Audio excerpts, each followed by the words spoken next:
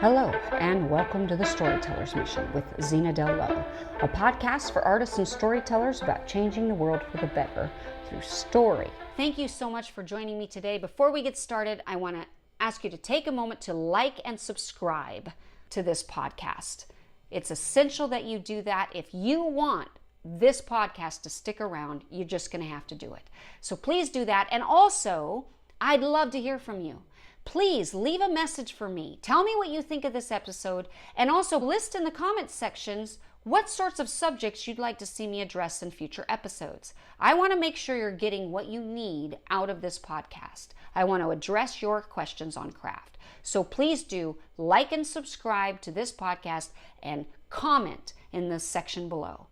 Okay, having said that, let's get into today's episode. And I'll start with a story. I recently had a client call me who was on the verge of panic, saying that she needed my help because she couldn't figure out how to apply this whole show don't tell thing to her main character. She was having difficulty revealing to her audience who her character really was at heart. And this is one of the hardest and yet most crucial things to master in storytelling, the art of revelation. The art of showing and not telling who a character is deep down inside. Just like in real life, when we're in a relationship with someone, we want to know who the character is beneath the mask or behind the public persona. We want to know the part of them that they're trying to hide from everybody else. Otherwise, we don't feel like we really know them.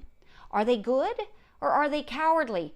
Are they mean, selfish, heroic? What are they really like? What kind of a person are they to be with?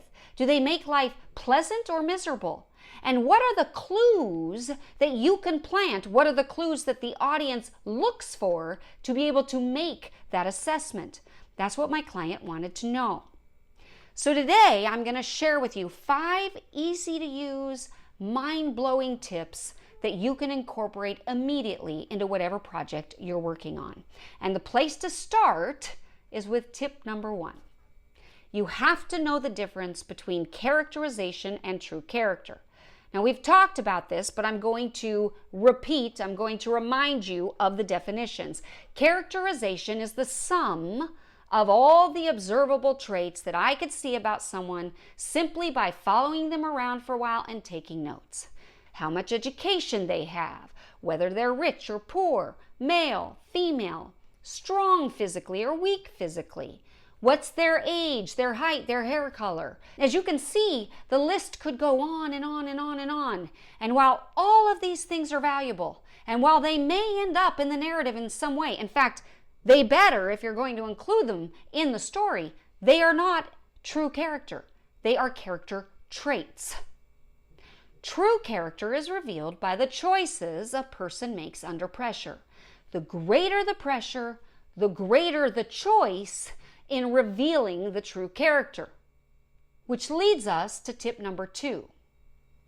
If you want to reveal true character, then you need to put your character in tight situations and force them to make hard choices.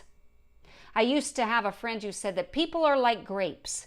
When you squeeze them, you see what's on the inside. And so it is with character. You need to squeeze them. If you really want to show what your character is made of, you simply create a high-pressure scenario, a high-stress situation, and you drop your character into the midst of it where they are forced to make some hard, spur-of-the-moment choices. Now, it needs to be a situation where they have to act quickly. They can't have a lot of time to weigh their options. They have to choose quickly. If they have too long, or if they have the time to concoct a whole plan, it sort of defeats the purpose. It's about who they are when they have to improvise, which means they have to rely on their wits, and they have to do it now. It's the high stakes that really reveals those things about the character. This is how you show us what kind of a man or woman they truly are. Which leads me to tip number 3. Catch the character off guard. One way to accomplish having them reveal to us who they are in these high-pressure scenarios that weren't planned out is to simply do something in the story that completely takes your character by surprise.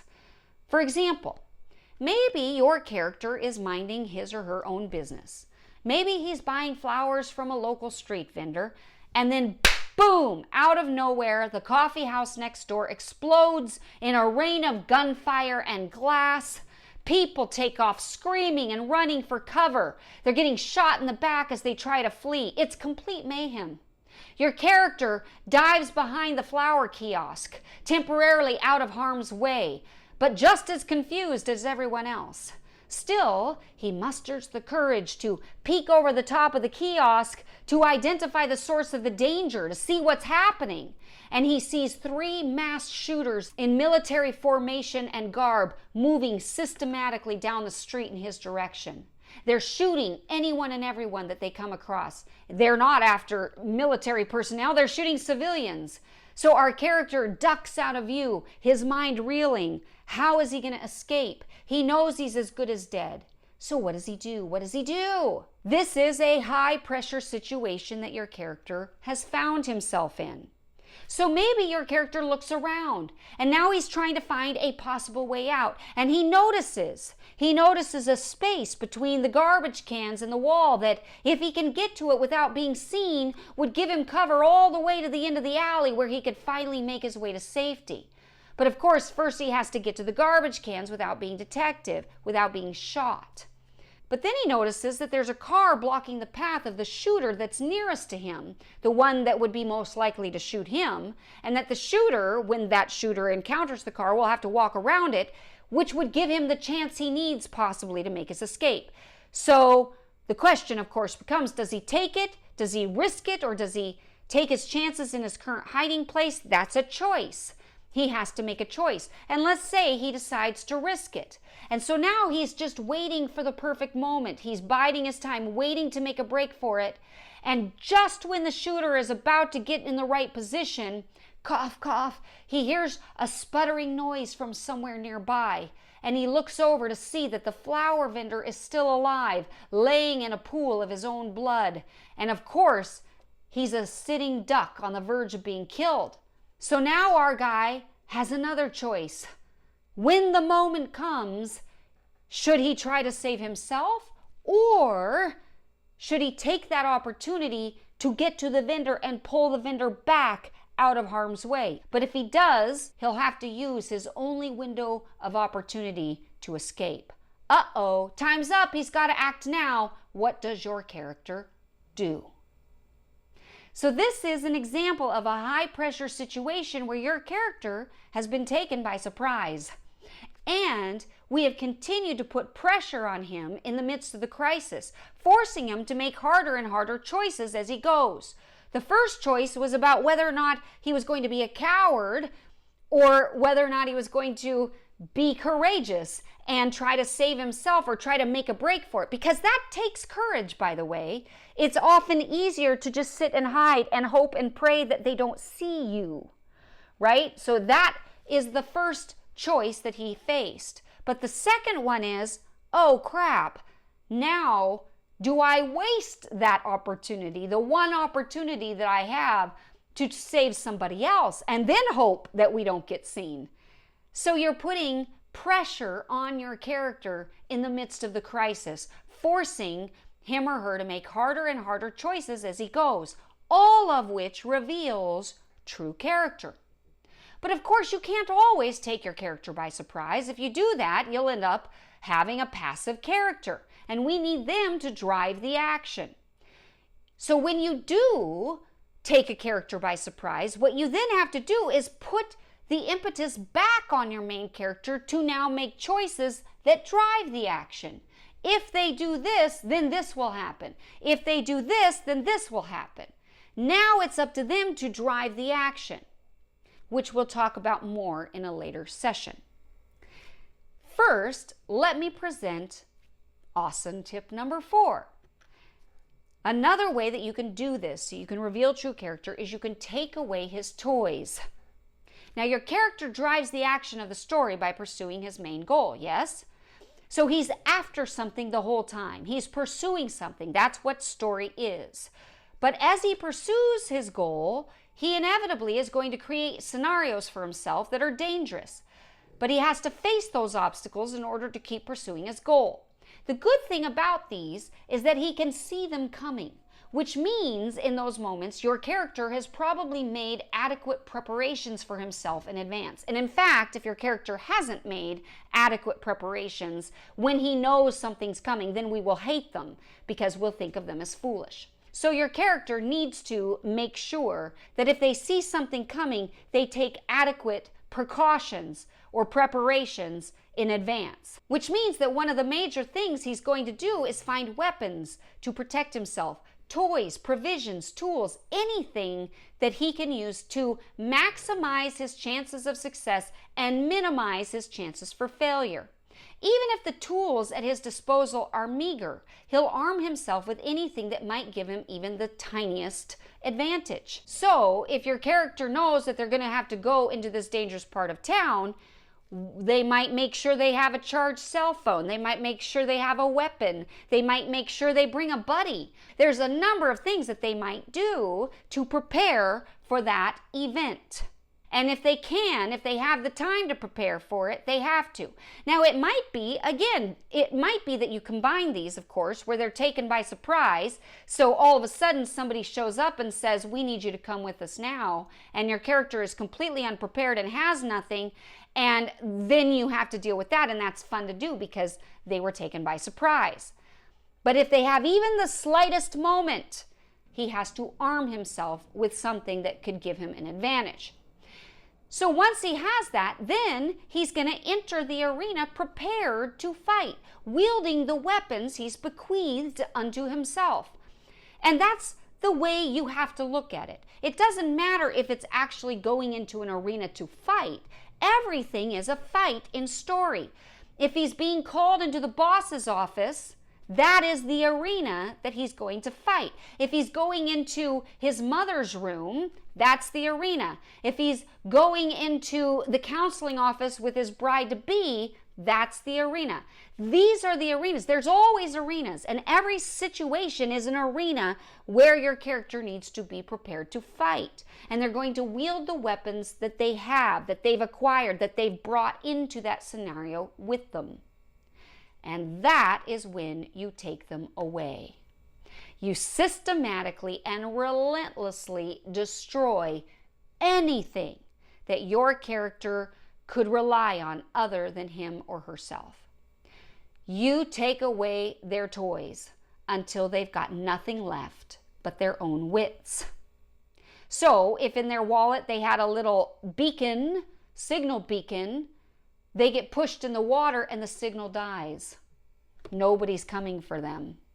If he brings into the counseling session proof of his wife's infidelity, which he thinks is going to give him the moral grounds to leave her, all of a sudden, before he can bring out the tool, his wife confesses, which renders it meaningless and ineffective. And now he has to respond differently, or whatever the case may be. He's got to have nothing left but his own wits. So take away their toys, whatever they go into that situation with. Which leads me to the final tip of today, which is number 5. Everything that can go wrong in that scenario must go wrong. Now again, since your character is driving the action and they're aware of the danger ahead, in addition to weapons, he'd better be working out a well-formulated plan. And this is important because if the character has time to plan, the character must plan, or we will not have any respect for that character. We don't like characters who choose to wing it. We will not have respect for them. Now, of course, if you want to show a character that chooses to wing it, then you're showing a very specific kind of character, which means they're an idiot. And maybe that's part of their redemptive trajectory. Nevertheless, usually you're going to show a character who takes advantage of whatever time they have available to himself to arm himself with a solid and well thought out strategy. He needs to concoct the best possible plan that he can and make provision for every possible contingency that he can think of in that moment, just in case something goes wrong. He tries to predict any possible problem, and then he can go into the battle confident that he's thought through everything. But of course, nothing goes according to plan. Everything falls apart. The whole thing goes haywire. And once again, your character then is forced to improvise.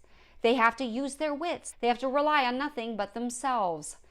They have to think fast under pressure and make hard choices, which then reveals their true character. And by the way, here's a little freebie for you on this point. If you're trying to show a heroic character, then whatever goes wrong at this stage can't really be their fault. Now, maybe they feel responsible because a hero, they feel responsible for things that never really are theirs by assignment. And maybe he feels responsible because he feels like he should have foreseen whatever happens. He should have seen it coming. But at the end of the day, really, there should have been no way for him to have predicted whatever it was.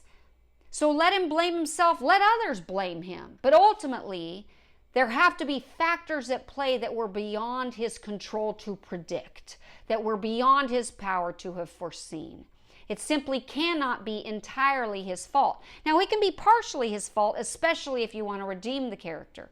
Maybe they had been told by somebody, don't do it, don't enter, it's not safe.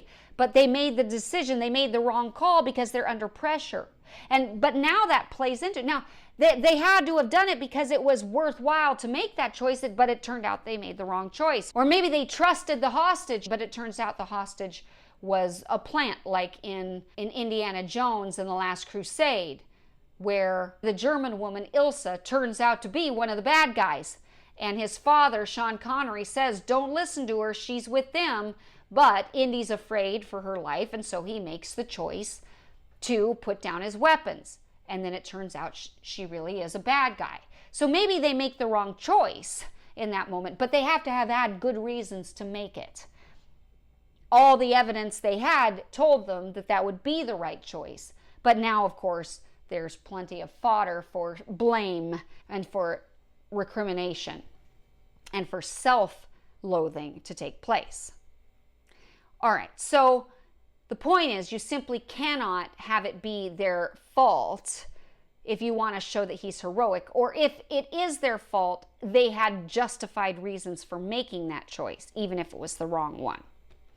All right, so these are just some easy to use, easy to apply, quick tips that you can immediately apply to your story to reveal true character in whatever project you're working on. All you really have to remember is the overarching principle, which is that true character is revealed by the choices that your character makes under pressure, by our actions under pressure. What is your character going to do? And then you put them in a situation where they have to make hard choices, and you let us see what choices they make. I hope that this has been helpful for you. If you like these tips and you find them helpful, then you need to sign up for Hollywood Story Structure Made Easy. This is a course on story structure like none other. And right now it is at its lowest price possible because we're in the beta phase of the course, which means we're still developing it. I am getting your input so you get everything you need on story structure. So sign up. Don't miss this opportunity. It's about to be closed off. You won't have another opportunity to sign up at this low price. All you have to do is click on the link in the notes section and you'll be able to sign up for this course today. Thank you for listening to The Storyteller's Mission with Zena Del Lowe. May you go forth inspired to change the world for the better through story.